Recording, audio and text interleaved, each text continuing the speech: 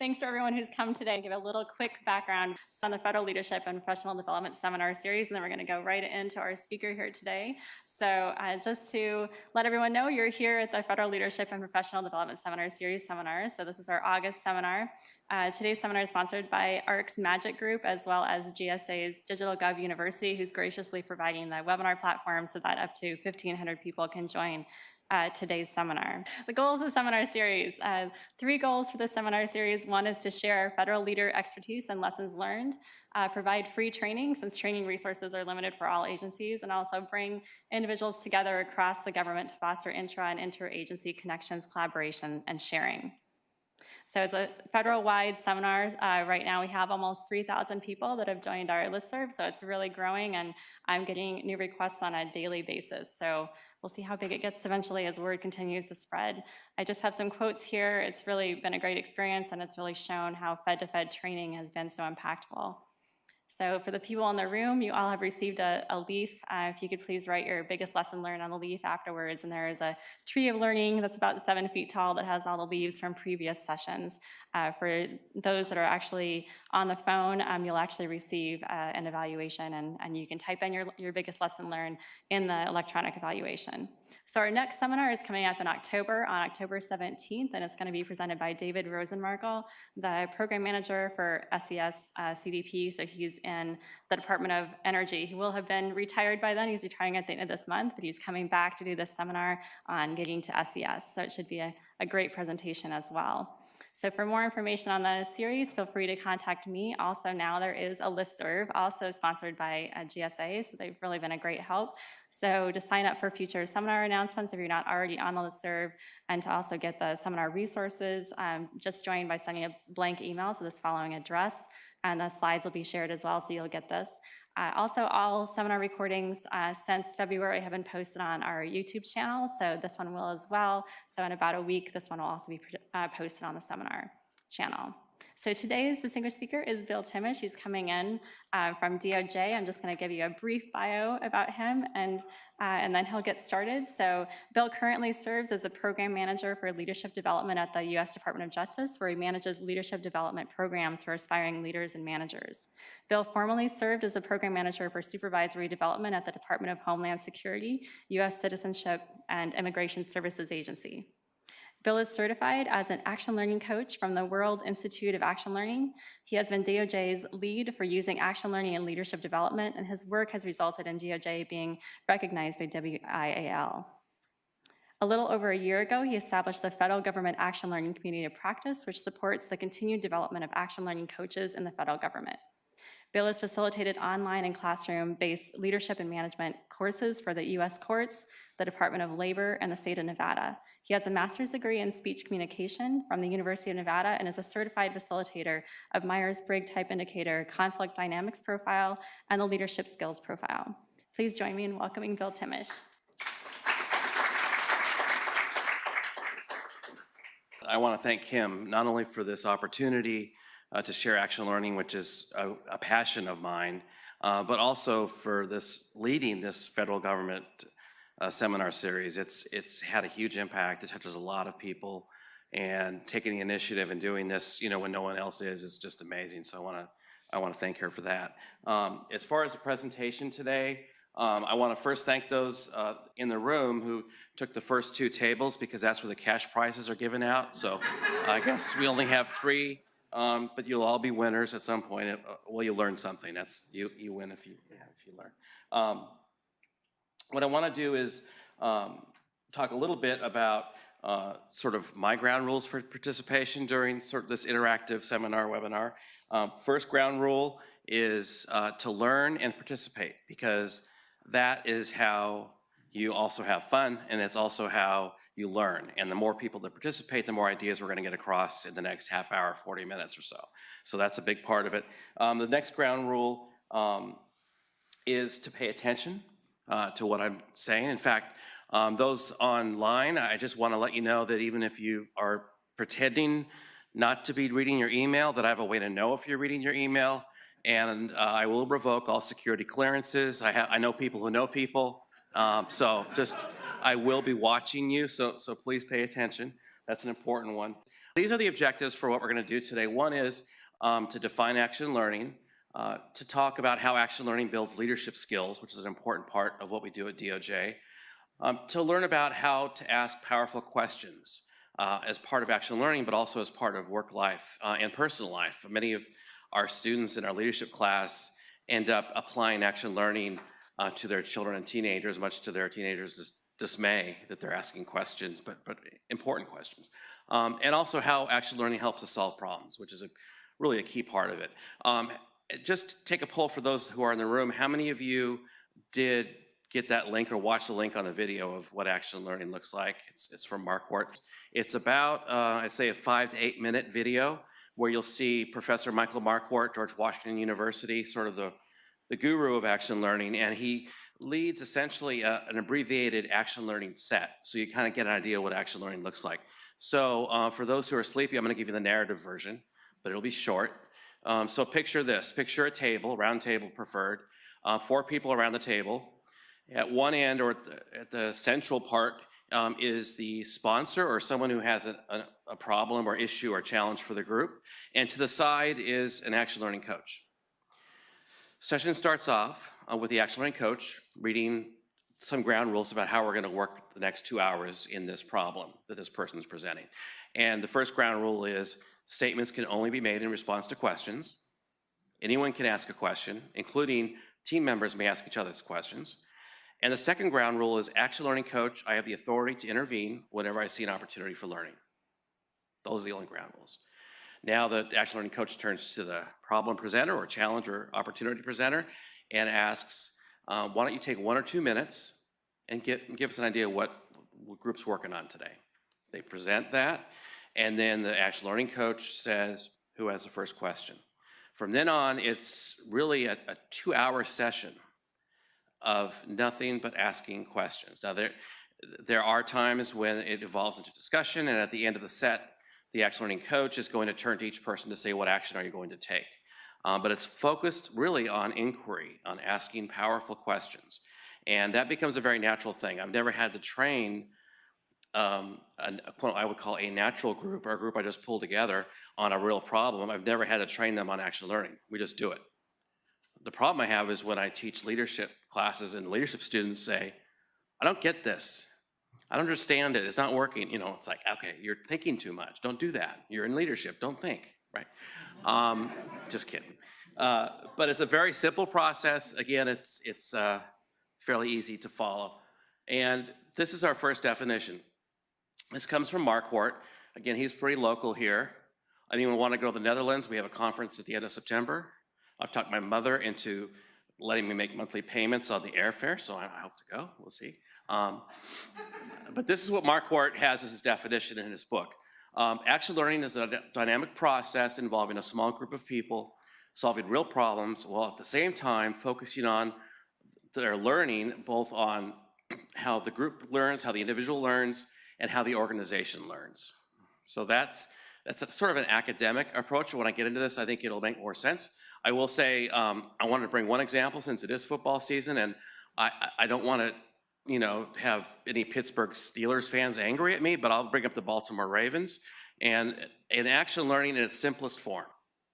So former kicker Matt Stover did a lot of great field goals, and in 2006, his overall, for all the games they play, his overall rating of hitting that mark, 93%. For attempts at 50 yards or greater, 100%. Which is amazing. For me, it'd be 0%, of course, but even if it was 5 feet away. But there's something that I learned about Matt Stover I thought was very interesting. I read an article in the Post about how he had 17 notebooks filled with specific information on what was the weather, what was the wind speed, where was the ball placed, and he basically always reflected, evaluated, and studied the mechanics of what he was doing. And when things didn't go well, he studied why. That's action learning. That's pretty much what that is. So that's a more simple version. Insert your favorite sports person, and there you go. Now here's the foundation. Probably the most basic important thing about action learning is there can be no learning without action, and there should be no action without learning. Now, I think the first part we kind of get, especially those of you who've ever been trained or you do training, you understand how behavior is important in training. You can't learn writing without writing, right? But as far as action, a lot of people take actions, a lot of leaders take actions, not necessarily reflecting after the fact. So that's one challenge people have. And I want to give you a couple examples of that. Again, referring to the glasses. The one example I have is, how many of you worked in an organization where you're moving from crisis to crisis to crisis to crisis? Mostly without, yeah. So the rest of you are probably in charge of managing that and you don't want to raise your hand. I get it.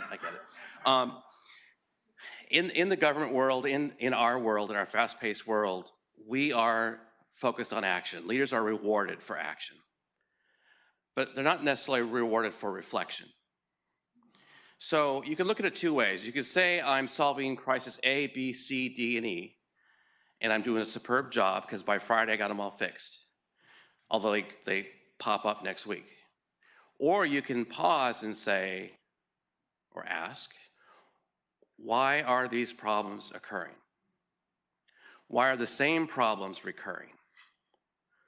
Why are we focused so much on activity? How much time do we spend planning? So you could turn that around. That's really I think the heart of action learning is when you take an action, take time to reflect. And we'll have some tools to talk about for that. These are the 6 elements of action learning. Very briefly, you have to have a problem.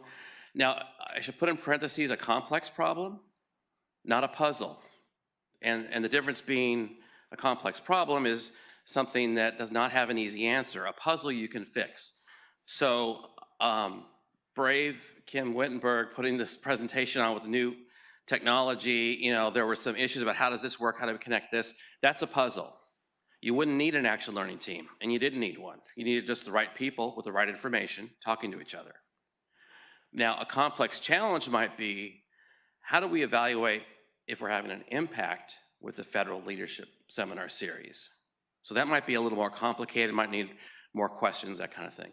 So it takes a complex problem, an action learning team, 4 to 8 people is preferred, insightful questioning and reflective listening, taking action on the problem, a commitment to learning, which is very important, and an action learning coach.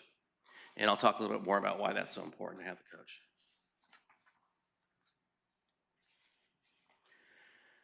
What I wanted to identify here is sort of the important process of reflection in action learning. So when we have action learning, whether it's on an operational issue or whether it's a leadership development program, we always start by identifying leadership competencies. That way people around the table can start talking about and thinking about what they want to try. They might want to try active listening. They might want to try collaboration. They might want to emphasize teamwork. They might want to emphasize political savvy. And what happens is at the end of that action learning round, everyone goes around and indicates, this is what I was trying to work on, did anyone see it, type of thing. So it's a really good reflection part. You get feedback from your peers, you get to try out new behaviors, and you grow in the process. People in action learning grow by the process. It's just part of feedback, behavior, performance, and result, and what's going on with that. Okay, so I want to go to leadership skills and how that's our first topic, and I happen to have an article here. This actually comes out of Forbes, and it's from Mike Myad, who's chairman of N2 Growth, which I know I heard about them. You've all heard about N2 Growth, right? They're one of the top Fortune 2000 companies. And this is what he says in the article. Whether you like it or not, your success as a leader will be largely tied to your team building ability. Not only do great leaders understand how to recruit a top executive team, but they also understand how to build cohesion among team members through collaboration while addressing specific situational needs. They understand how to use intelligent questions to advance the betterment of those they lead. And that is a real key part of action learning, is once you get it as a leader, once you understand the power of questions, you lead through that process. You help people learn to think on their own, learn to solve their own problems, and you build a team culture. So it's a huge part of leadership.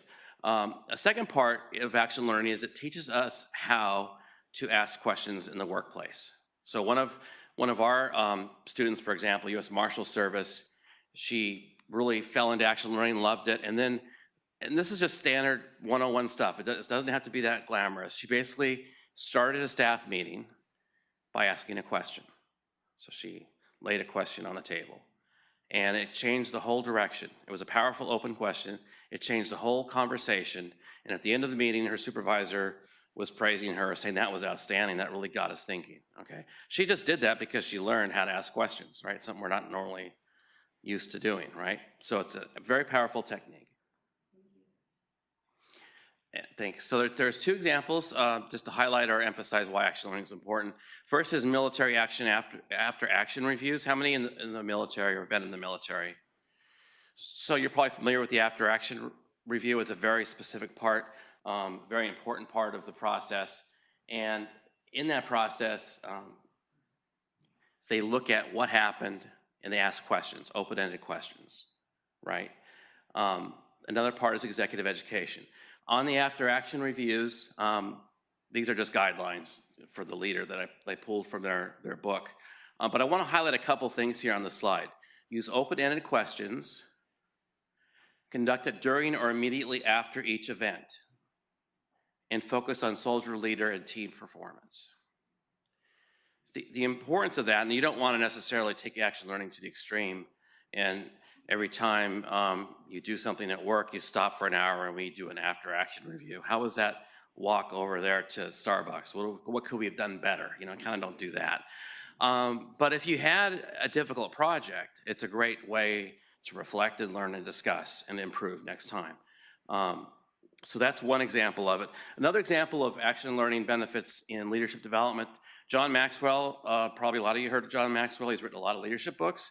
And he has one called Failing Forward, which is fascinating. What is the interest in government, I guess, by your managers, let's say, in failure? What's the attitude about failure in government? You avoid it. Right, you don't do it. And how do you avoid it and not do it? Yeah, you don't learn from something that went wrong. I had I won't mention the agency, but we had it wasn't HHS. We had a law enforcement agency, had a very big public sort of mishap. I mean, an operation completely went awry. And I was actually working there at the time, and the chief learning officer was in discussions with the university to do essentially a after-action review of the operation so that they could learn, you know, not just the failure, learn from the failure, but learn also successes and what they might do in a similar situation to improve their performance or to avoid that failure. And of course, guess what happened? The optics came in, people started saying, you know what? We don't want to even raise this issue. If the press hears that we're, you know, talking about this, it'll just remind everyone how horrible it was. So that was almost a conscious decision not to learn, right? So on this slide, I highlighted in green from his book, those areas where I think action learning has a definite benefit or impact. Repeating the same mistakes and failing backward. Accepting tradition blindly. So in action learning, you ask basic questions. That's a whole part about it. Being limited by past mistakes, and then of course failing forward, you're learning from each mistake. You know failure is a part of progress, and you challenge outdated assumptions. I had a manager, great guy, he was an executive when I was at Homeland Security. He came over to really be more of a unit chief, and the first thing he did is ask, well, why are you guys doing these weekly reports? You know, so, well, because we have to, you know. And he says, it seems like it takes a lot of time, you know, and he started asking basic questions, you know, challenge the tradition that we have to do it this way, and ultimately those reports were not needed, right? So that's an important part of that, and also taking risks. I mean, they have to be careful, but you don't grow and succeed without taking some risks. So those are part of leadership development in terms of action learning. The next part's kind of fun. The next part's about how we ask questions. And I'm going to start with an example, sort of an exercise. And for those in the room and those online, what I'll do is online, I'm going to take some responses. But for those in the room also, I'd like you to just write this down If you want to take a minute and discuss it with yourselves, I'm going to give you 5 minutes right now. And you can do it individually or in pairs. But I'd like you to reflect on this and write down what's the most powerful question you have ever asked a colleague at work. So take about 5 minutes.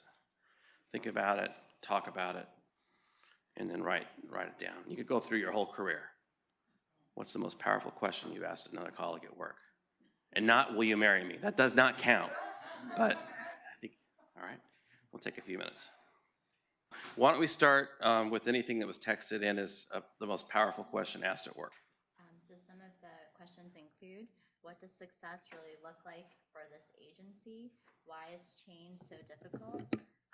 Where do you see your career in 5 years? What is the worst case scenario? How can we work together to accomplish our goals? What motivates you? How can I assist in your development? Why?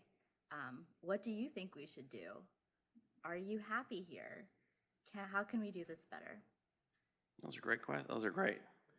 And that was one person, folks. That was only one person who came up with all that. And that's amazing. Okay, how about in the room? How about a few with your mics on? Anyone start us? Yeah, yes. We'll start row by row here, I guess. Yes. Did you have one? I was at a meeting post-Katrina about making plans to do things better, and I'd asked a group of military people with all these decorations, so they were high level. How are these measures protecting infants, pregnant women, and children? Because they really were talking all about soldiers, adults, and that was it. No, excellent. Very good. Next, who else? Yes. Okay, well, I'm glad mine isn't so worrisome. I'm wrapping up all my contracts and projects and things, and so I always ask at the end of these things, like, if we had to do it all over again, what do you think we could have done differently? That is powerful. I mean, that's across situations to ask it like that. Very good. Anyone on this side of the room? Yes. Okay. Previously, when I worked in probation and parole, we already started seeing a population shift, whether it was a combination of gentrification or the crime rate going down. So I asked my colleagues all the way back in 2010, what is your backup plan? Because the forecast, you definitely going to have one because crime rates are down and also the population was already starting to dwindle. Excellent. And getting them to think to the future, right? Very good. This side of the room, questions? Yes. I ask this a lot. What is it we're trying to accomplish? Good. That gets you focused on what's important, right? Any other questions here? Yes.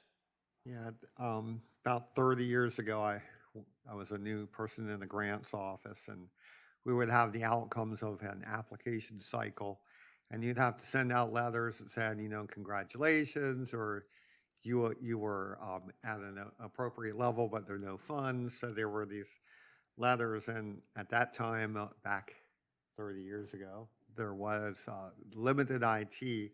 But I wondered, was there a better way for us other than typing in the typewriter? And at the time, there was a solution and weren't perfect that we came upon. But anyway, it was question was, is there another way to do this? Good. And there was one at that time. No, that's great. And that goes back to a lot of government actions or a lot of personal actions in government we have to do this, get it done the way we did it before. And that may not work for the current situation. So looking for alternative ways. And we'll do one more on this side. I see 5 hands in the back. Which one of you wanted to? We can take one more from the phone. All right, let's do that. Let's do it on the phone. Good. How am I getting in your way? How am I what? How am I getting in your way? Oh, wow. That's a great question. I assume that might be a manager.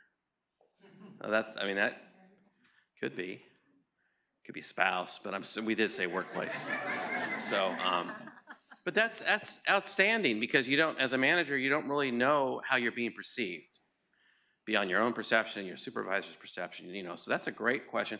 Also, it shows humility and it shows you're there to help them. It's very powerful. So those are all great questions. Can you repeat the question, please? I couldn't hear it well. Yes. Oh, sorry, the question was, how am I getting in your way? Now, the next slide is what makes the question powerful. And for those in the room, basically from what you've heard online and in the room, what makes those questions, in common so powerful? What is it? Yes, You're able to reflect and contemplate exactly next steps. exactly. Yeah. You get them to think, right? Yes, in the back. You free up potential barriers to achieving action. Exactly. Right. Yeah, you open things up for people. There's other ways we can do this. Excellent. Yes, Changes the direction of the conversation absolutely. to focus on something. Right, to open things up to maybe a new idea. Yes. Yeah, gentlemen. Are you, I guess, right there? I don't know your name. Yes, go ahead. Okay, All so right, I'm Okay. cross-eyed, but I'm probably looking at the guy in the black shirt. and short sleeves. they aren't blaming. They do what? They are not blaming, and Right. they're sort of sharing ownership. Excellent. So these are, in fact, these are some of the things in common, and I won't spend a whole lot of time, but I want to touch on your point. Open-ended questions, probing and curious, not accusatory, right? So if a manager says, why did you do that? What the hell were you thinking? And then reflects an hour later, hey, I used action learning. I said, what and why? And it was powerful because they're in tears now. I get this. It's easy. Now, you can trip up on this. I've had the most difficult people actually in terms of teaching how to ask open-ended, curious questions, attorneys. Because in the federal prosecutorial world, I've been told a couple things. One is you never ask a question you don't know the answer to. And the other one is you direct questions. So I literally sat there in one of our action learning sets, observing an attorney, I would say, interrogate the executive. and she was very good-natured about it. But I'm thinking, what are you doing? But it was kind of like directing toward a solution. Well, have you thought about this? And why don't you do this? And it's like, okay, that takes time because your mindset is to ask questions that way. Or as an investigator, your mindset might be one way, right? So some people might be better. But the idea is to be open, to be curious. And I have coming from a beginner's mindset, and this is really important, probably one of the more important parts of this. Whenever we assemble a team, whether it's in leadership development or a problem that you're putting a group together for, you always want to pull someone from the outside who has no experience, no subject matter expertise. So the quick end of the story, as we move to the end here, is we had, and this is a real story, it's not urban legend. So there were some engineers working on an issue they couldn't solve, and they got late and they ordered some pizza. And the quote, pizza man shows up, and they ask him to stay for a little bit. And this is all technical stuff. This guy doesn't have an idea. And they say, well, what do you think about this? And he started asking questions. Questioning assumptions because he didn't know what this stuff was. And guess what? It directed that team to a better solution. When I ran an action learning set at Justice, where I had essentially 4 IT people that were helping a criminal attorney in terms of issues he had presenting grand jury testimony on video, they added, I should say, an HR person, has no knowledge of IT, no knowledge of criminal, prosecution. And I noticed at the end of that set, who do you think had the most powerful, interesting, curious, open questions? It was the HR person that had no subject matter expertise. So that's a real important part of that, is when you get that question together, have someone that has no expertise at all. Solving problems, and I'm gonna move through this because I wanna get to our questions at the end. Basically, action learning does a threefold benefit, right? It develops leadership skills, it opens up thinking, builds teams, and it's also helping in problem solving. What we do at Justice, we call it the reframing moment, right? So when we're doing our first 2-hour focused questions with an executive, that first set, we call it the set, and we do that, oftentimes there's a breakthrough, meaning we start with the executive saying, I need this personnel hiring authority, which HR rudely took from me because I'm trying to get credible federal law enforcement in these organizations, in these countries, let's say. And they pulled this away. And I want this team to figure out a way how we get that back. Now, with action learning, guess what happens? That was just a symptom, right? The action learning team asked questions. And at the end, we got a reframing of the issue. You know what the issue really was? They just need people with credibility hired to work in those countries. They don't have to be hired specifically the way they were doing it. So it opened up all kinds of opportunities to do that. Another case very quickly, one of our offices, EEO officer came in, new leader, very excited about the opportunity and realized that she needed a communication plan to let everyone know that how to take hold of HR services, because she knows historically they weren't taking any advantage of services. And she asked our team to come in and do that. Well, guess what happens? The team asks questions, they go through an action learning set, and they get a reframing of the issue. And the real issue was the staff did not trust the HR or the EEO office. It's not that they didn't know how to communicate to them or access services. They did not trust. Now you can think about how the wrong solution could have been given at the end versus what the team actually did, which was very helpful for her. So those are some basic ways of problem solving. Some key points on this. The last one, I really want to emphasize that the last part of this is the coach. Whether it's an actual issue like Sony Records, which is a true story. Sony Records, not false, it's not false, fake news. Sony Records in the 90s had to figure out how do we go to digitize music and still pay artists and still make a profit. And they couldn't figure it out. It was complex change in the market, and they used action learning, and it helped them immeasurably with it. So it doesn't matter if it's that or if it's a leadership class. The coach is essential because someone needs to be in that room getting the team in action to reflect on what it's doing. So that's a really huge part of the process. To learn more, who's this guy? You can email Bill Thimmesch at USDOJ. We have a federal government action and learning community of practice, and actually we've been going for over a year now. It's primarily for coaches, but it's also for people interested in implementing action learning. Right now, I see 80% of action learning in leadership development programs, which is great. But wouldn't it be nice in the federal government if someone said, oh, OMB says we have to reorganize and they want a plan in 90 days? Wouldn't it be interesting to try an action learning team instead of doing what we normally do? So we're excited about implementing change in government. That's one big thing we do. You can give me an email if you're interested in joining. No membership fees. It's government by government, so it's all free. Also visiting the World Institute for Action Learning. They have a lot of resources and they get, as I said, examples. This is sort of your take home, where you can think about if you come from different offices here that have attended the seminar and also the webinar. If you're interested in making an impact from today's webinar, you might take this home tonight and think about it. What are 5 questions you can ask about your organization that could immediately impact performance? So just a question. Remember, it's all questions. That's the important part of it. And at that point, I'm going to turn it over. We'll start in the classroom and then also check online. We have a few minutes for questions. Yes. Yes. Just real quickly, do you recommend that you pose the question for the group maybe in writing so people can start thinking before you meet, or is it better when you have them all there? So it's better not. It's better that, and I've had this before. Like, we want to write our questions ahead of time with the sponsor. No, don't do that, because that immediately limits your thinking and your creativity. I give people limited information on what the sponsor is going to say, but they need to be in the moment. The more creativity comes that way. So they don't need to see it in advance. Yes. Any in the back? I think we had a question. Yes. Can you push back to the previous screen? Sure.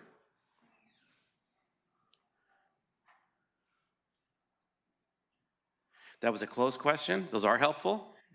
They really are.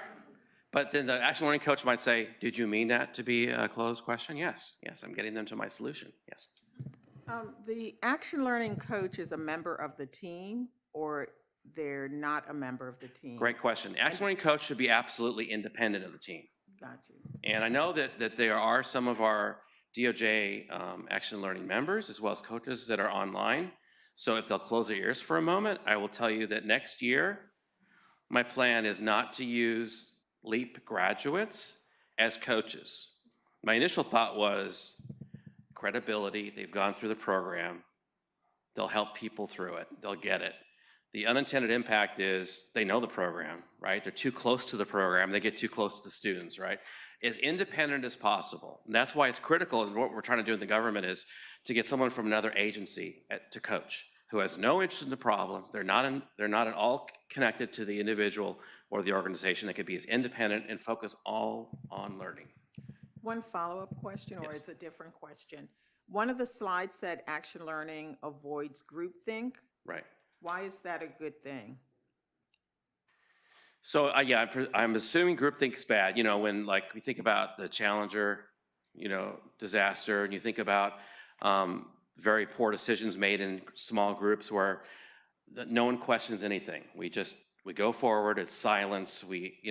With action learning, with the coach's assistance, you are almost required to be open-ended, to be curious, to let people challenge, versus the mentality that you don't challenge that person. Yes, in the back.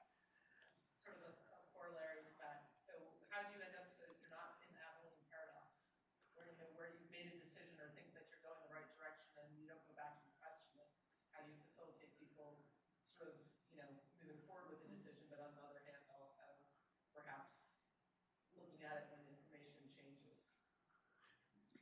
So you're thinking about it over time? Yeah, that if you made a decision and then maybe something changes, that's what Right. Challenger, Right. Jerry Harvey says with Abilene paradox, you make a decision. Right. And then, some conditions change. Right. You didn't know information. Right. And you didn't know that it was going to be 100 degrees Lincoln type question. Yeah, so the question is, how do you react in a situation where the team makes a decision to move forward, but information changes later? And how does the coach of the team respond to that versus go off the cliff with that bad decision? So the way it would work is a coach would intervene if the coach kind of sort of sees that they're ignoring the new information, right? Coach is not to deal with the problem, but the coach is there for the learning, right? So the coach might intervene and say, I notice our discussion is still continuing from our previous decision in light of this new information. What's the impact on the team? So they try to get the team to sort of see it, basically. That plus the ground rules. When you start a team, you typically start with ground rules, and that's where you want to really hit things like be flexible, be open to information, and everyone's opinion counts, and we don't count stars, and we don't count grade levels, and we're here to solve an issue. On the online, other questions? Can I ask a question inside here? I have a question. Okay, last for- question, yes. Okay. You must be a manager.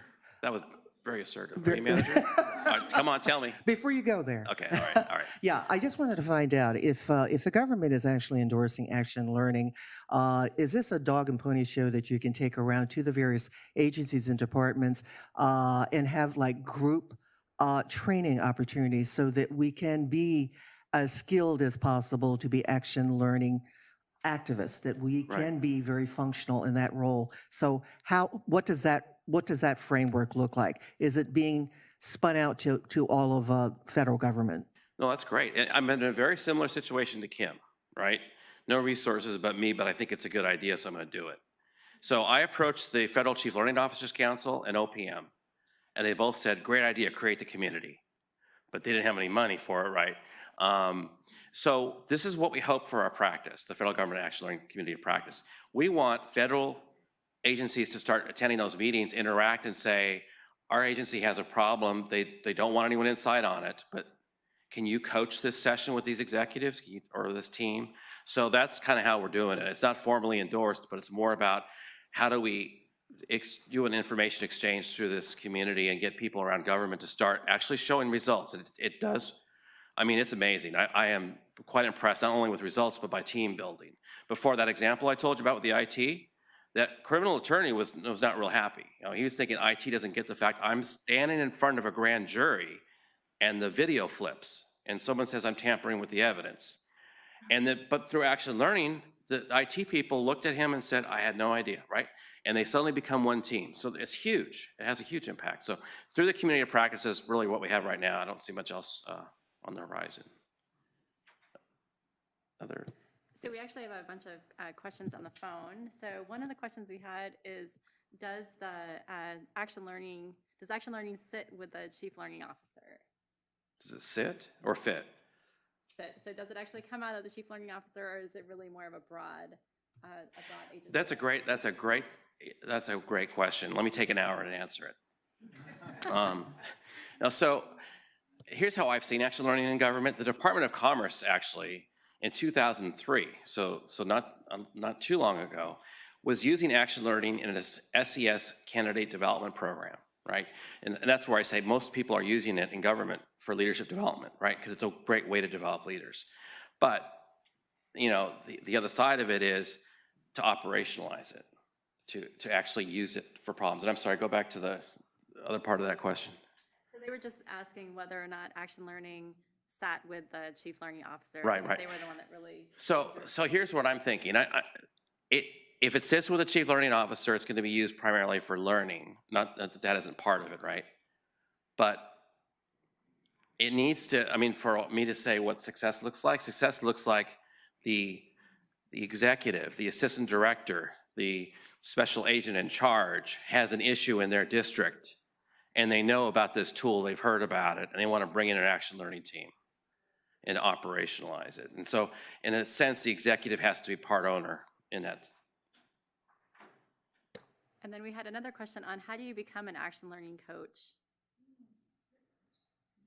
You can go to the World Institute for Action Learning. They do seminars locally here. And I mean, they're the only certification body. There's other groups and consultants that do it. They do charge, you know, so there's a fee on that if you want to be certified, right? So you can check the website out and see what all that entails. Or you could do what a lot of our coaches do, and we meet every 2 months. And what I do with, like at DOJ, we train coaches informally, right?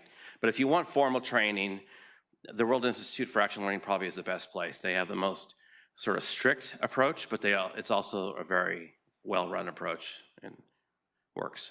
So. Thank you. We had another question. Can you use action learning while an agency is going through dramatic change, and whether these changes are something that the employees may not agree with? Well, the answer is yes, and the other part of that is probably no.